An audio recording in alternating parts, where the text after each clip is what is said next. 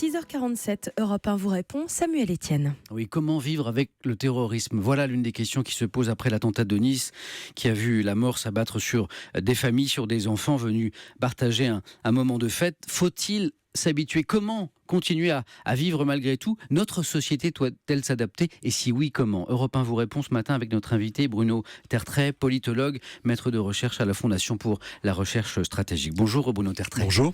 Depuis l'attaque contre Charlie Hebdo en janvier 2015, les attentats ont tué plus de 230 personnes en France. Le Premier ministre Manuel Valls l'a déclaré hier, le terrorisme fait partie de notre quotidien pour longtemps. Alors comment s'habituer à cela ? Comment vivre malgré tout ? Voilà les questions qui reviennent le plus souvent sous la plume de nos auditeurs dans les messages qu'ils nous ont envoyés hier sur les réseaux sociaux. Qu'est-ce qu'on peut répondre à ces auditeurs ?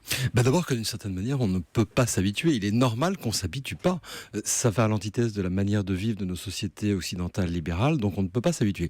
Non, je crois qu'il faut prendre cela, je ne suis pas psychologue, mais je crois qu'il faut prendre cela comme le risque quand vous prenez votre voiture, il y a un risque d'accident de la route, vous mettez ça dans un côté de votre tête, le risque existe, vous prenez certaines précautions, mais ça ne vous empêche pas de prendre la voiture. Et puis bien sûr, il faut toujours se souvenir que la meilleure réponse, et là c'est une réponse de combat littéralement, c'est justement de mener une vie normale, de profiter des terrasses de café, etc. Mais vous savez, même les sociétés qui sont les plus touchées par le terrorisme ne s'habituent jamais. Il est faux de dire qu'une société s'habitue au terrorisme. Là où Manuel Valls, ce que je pense Manuel Valls essayait de dire, c'est qu'il faut savoir que c'est une menace qui sera permanente, quel que soit le gouvernement et quels que soient les efforts qui seront faits. Mais là, encore une fois, la meilleure réponse au terrorisme, c'est toujours d'essayer de mener une vie normale tout en étant vigilant. Donc c'est faux de dire qu'on s'habitue. Et pourtant, on a des tweets en ce sens, Anissa. Oui, Audrey qui tweet avec le hashtag E1 matin ce matin. Ce qui est grave, c'est que les gens s'habituent à l'horreur. Peut-être que ce que votre auditrice a voulu dire, c'est qu'on n'a pas la même réaction. Le choc n'est pas le même que lors de l'attaque de Paris, peut-être. Et puis, ça dépend où on habite aussi. Quand on habite à Paris, le choc est un petit peu moins important que lorsqu'on habite à Nice. Et c'est vrai que l'effet de surprise n'est peut-être pas aussi important. Mais enfin, très franchement, pour les victimes et les familles des victimes, c'est exactement la même chose. Bruno Tertrais, je cite le journal L'Alsace ce matin. Il va falloir vivre avec cette menace terroriste. Cela ne signifie pas s'habituer, encore moins se résigner, vous le disiez à l'instant. Mais la société française va devoir apprendre à gérer le risque et en premier lieu à réagir correctement en cas de danger imminent. À quand des formations, à tout le moins des informations grand public sur les gestes qui peuvent sauver en cas d'attaque terroriste ? Qu'est-ce que vous en pensez ? C'est une bonne idée ? Alors d'abord, sur la manière de présenter les choses, moi je suis exactement de cet avis, c'était la bonne manière de présenter les choses.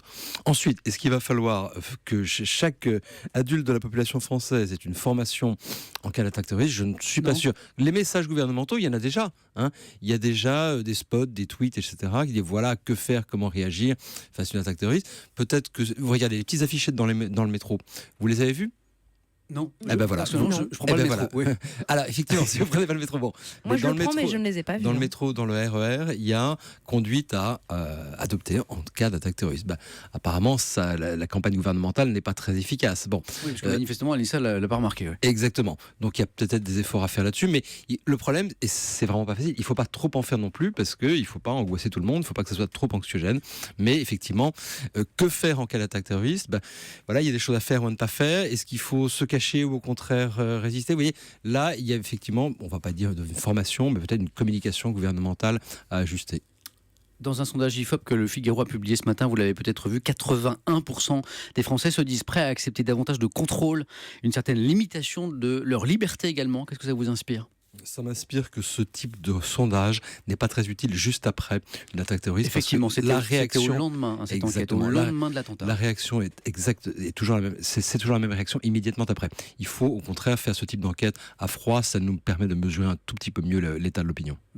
Faire appel à la réserve opérationnelle, aux réservistes pour aider gendarmes et policiers à sécuriser les lieux publics, c'est une bonne idée ou pas ? Écoutez, ce qui est sûr, c'est que le personnel de sécurité publique aujourd'hui est totalement épuisé, suremployé. Donc effectivement, s'il peut y avoir une aide de la réserve opérationnelle, je crois que c'est certainement utile. Venons-en maintenant à cette déclaration du député Les Républicains des Alpes-Maritimes, Éric Ciotti, qui a déclaré que notre pays ferait bien de s'inspirer d'Israël en matière de lutte contre le terrorisme. Vous êtes d'accord avec lui ? Bah écoutez, oui, mais attention, il faut savoir ce qu'on veut dire. Je rappelle quand même que depuis le mois de septembre 2015, Israël est en proie à une campagne d'attentats terroristes individuels et totalement imprévisibles, exactement le genre de choses. Attaque au couteau, attaque à à la voiture bélier, etc. Et que là, les Israéliens sont, pardonnez-moi, mais quasiment aussi démunis que nous.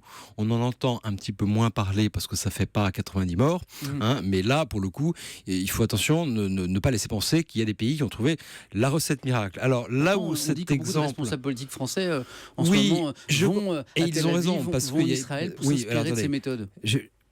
La différence et la ressemblance. La différence, c'est qu'effectivement, la société israélienne face au terrorisme a appris plusieurs choses. D'abord, la vigilance et le sang-froid. Il y a des gens qui portent des armes, par exemple, en Israël, mais c'est plus facilement qu'en France, mais ils ne vont pas les utiliser n'importe comment. La solidarité et la cohésion nationale sont extrêmes.